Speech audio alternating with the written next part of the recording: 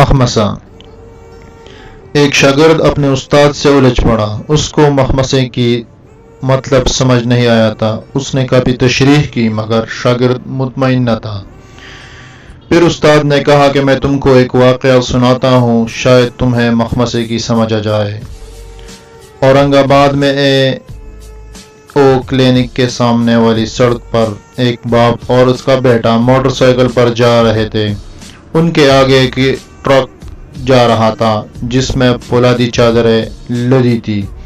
اچانک ٹرک سے ایک پولادی چادر اڑی اور سیدھے باپ بیٹے کی گردن پر آئی۔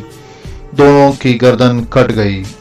لوگ باغم باغ دونوں دڑ اور کٹے ہوئے سر لے کر ڈاکٹر محمد علی شاہ کے پاس پہنچے۔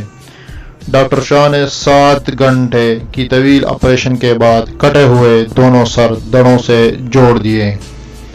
دونوں زندہ تو بچ گئے مگر 2 ماہ تک دونوں باپ بیٹا انتہائی نگہداشت کے وارڈ میں رہے۔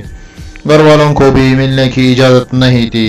2 ماہ بعد وہ جب ڈسچارج ہوئے اور گھر آئے تو ایک ہنگامہ سا مچ گیا۔ باپ کا سر بیٹے کے دڑ پر اور بیٹے کا سر باپ کے دڑ سے لگ گیا تھا۔ غلطی سے شاگرد منہ کھولے ہوئے بہت حیرت سے سن رہا تھا۔ گھر میں مسئلہ پیدا ہو گیا کہ اب بیٹے کی بیوی شوہر کے دڑ کے ساتھ کمرے میں رہے یا شوہر کے سر کے ساتھ۔ اگر وہ شوہر کے سر کے ساتھ رہتی ہے تو دڑ تو سسر کا ہے، اب کیا ہوگا؟ ادھر یہ مسئلہ کہ ماں اگر شوہر کے سر کے ساتھ رہے تو دڑ تو بیٹے کا ہے، اگر شوہر کے دڑ کے ساتھ رہے گی تو سر تو اس کے بیٹے کا ہے۔ گھر کی صورتحال انتہائی کشیدہ ہو گئی تھی۔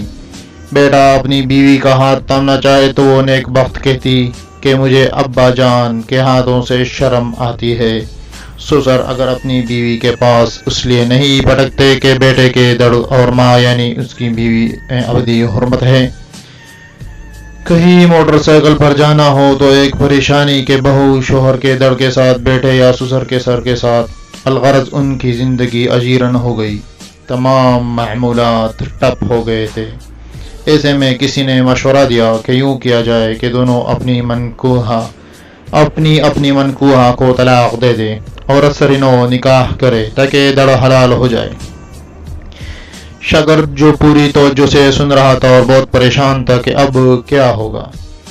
تم اب بتاؤ کہ اگر لڑکے کی ماں طلاق لے تو کس سے لے، بیٹے کے دڑ سے یا شوہر کے سر سے؟ ادھر بہو کے ساتھ بھی یہی مسئلہ ہے، شوہر کے سر سے طلاق لے یا سسر کے دڑ سے؟